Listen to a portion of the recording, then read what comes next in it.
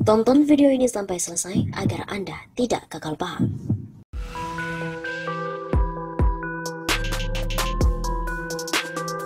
Halo Sobat 65 Safa, kembali lagi bersama dengan kami untuk mengulas fakta-fakta berpolitikan dan juga informasi terkini di tanah air. Jokowi diberitakan akan segera melantik LBP menggantikan Menhan Prabowo. Benarkah? Sebaiknya Presiden Jokowi mengangkat LBP mengangkat jabatan sementara sebagai Menhan untuk menindak KKB Papua secara tegas dan terukur. Karena kenyataannya publik daripada masyarakat bangsa ini melihat Prabowo tidak ada sama sekali action atau sikap maupun pernyataan sikap yang nyata terhadap kelompok KKB. Papua, selain mereka mengatakan perang, selain itu mereka juga punya tujuan untuk memisahkan Papua dari NKRI, dan sekian lama kegiatan teror mereka sudah banyak makan korban nyawa beberapa anggota TNI Polri yang bertugas di Papua. Bahkan mereka juga sudah membakari gedung-gedung sekolah, dan kabar hari ini puskesmas yang merupakan fasilitas umum juga mereka hancurkan. Begitu kata dari Damai Hari Lubis melalui Aliansi Anak Bangsa.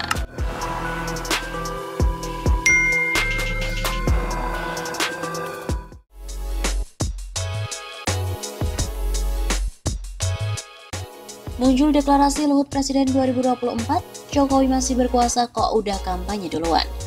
Adanya dukungan dari sahabat Luhut Binsar Panjaitan atau LBP yang akan mendeklarasikan diri mendukung Luhut sebagai Presiden 2024 dianggap terlalu dini dan juga tidak beretika. Hal itu telah disampaikan oleh Direktur Gerakan Perubahan Muslim Arbi menanggapi adanya sebuah poster dari deklarasi sahabat LBP yang mendukung Luhut menjadi Presiden 2024. Yang akan diselenggarakan di Cafe Bintang, Jakarta Pusat pada Sabtu 9 Oktober. LBP juga masih jabat sebagai Menko, tapi sudah siapkan deklarasi sebagai Capres 2024. Kebagian atuh. Ujar Muslim kepada kantor berita RMOL Selasa 5 Oktober. Menurut Muslim, tindakan itu diduga merupakan agenda di luar sepengetahuan Presiden Joko Widodo. Muslim juga menyayangkan sikap Luhut dikarenakan masih menjadi anak buah Jokowi, akan tetapi sudah menunjukkan kepentingan pribadinya. Wong Jokowi juga masih berkuasa dan jadwal Pilpres masih jauh, kok udah kampanye duluan. Pungkas Muslim. Muncul juga poster sahabat LBP yang akan mendeklarasikan Luhut di Cafe Bintang Jakarta Pusat. Waktunya pun dijadwalkan pukul 3 sore sampai dengan 6 sore waktu Indonesia Barat.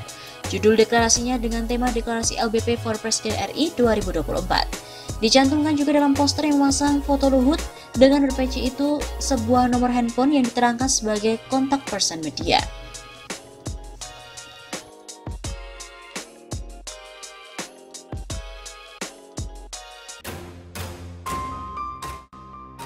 LBP itu penjahat. Ex-anggota DPR RI yang juga merupakan advokat Joko Edi Abdurrahman secara terang-terangan menyebut Menko Kemaritiman dan Investasi Luhut Binsar Panjaitan sebagai penjahat. Luhut itu penjahat, dulu ia mau kudeta Soeharto, kedengaran ke Soeharto dikepret dia sepanjang sisa Orba. Kata Joko Edi Abdurrahman di akun Twitternya pada Selasa 13 Juli yang lalu.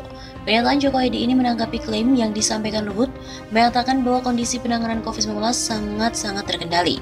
Awalnya, ekonom senior Dr. Rizal Ramli yang menanggapi pernyataan klaim pejabat bahwa penanganan pandemi COVID-19 telah terkendali. Data dan faktanya COVID melonjak, tetapi pejabat bilang COVID terkendali. Fakta saja dimanipulasi, pantas ambiar. Joko Edi juga lantas menimpali dengan menyebut Luhut penjahat. Selain itu, Luhut juga masuk ke lubang jebakan yang dia gali sendiri. Seperti kita tahu, Luhut Binsar Panjaitan pada Senin 27 September yang lalu telah memenuhi undangan klarifikasi penyidik Polda Metro Jaya sehubungan dengan laporan yang dibuatnya. Luhut memberikan keterangan sekaligus kembali mengancam Haris Azhar tetap memelas agar Haris segera meminta maaf. Polda sendiri masih akan memanggil dan melakukan klarifikasi kepada Haris dan juga mengupayakan mediasi agar perkara tersebut diselesaikan secara damai. Polda tersandra dengan surat edaran Kapolri bernomor SE sekian tentang kesadaran budaya beretika untuk mewujudkan ruang digital Indonesia yang bersih, sehat, dan produktif. Isi surat edaran itu salah satunya adalah meminta penyidik polisi mengedepankan restoratif justice dalam penyelesaian perkara. Kapolri juga meminta penyidik memprioritaskan langkah damai dalam menyelesaikan kasus yang berkaitan dengan laporan dugaan pelanggaran Undang-Undang ITE. Luhut sendiri memperkarakan Haris Azhar dan juga Fathia Maulidiyanti dengan pasal 27 ayat 3 Jungto, pasal 45 ayat 3 Undang-Undang Nomor 16 Tahun 2016 tentang perubahan Undang-Undang Nomor 11 Tahun 2008 tentang ITE. Karena edaran inilah, Polda tidak langsung melakukan pemanggilan dan proses hukum lebih lanjut, namun mengupayakan mediasi melalui undangan klarifikasi kepada para pihak yang bersengketa. Penyidik sudah seperti hakim mediator saja, padahal bisa saja langsung proses hukum jika terpenuhi unsurnya.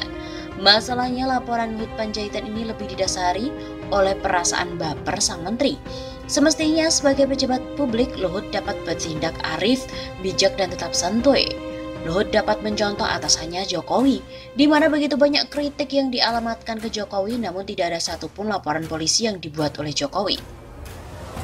Aktivitas yang dilakukan oleh Haris dan juga Fathia adalah aktivitas menjalankan hak konstitusional untuk berserikat, berkumpul dan menyampaikan pendapat, sebagaimana diatur dalam pasal 28 Undang-Undang Dasar 1945.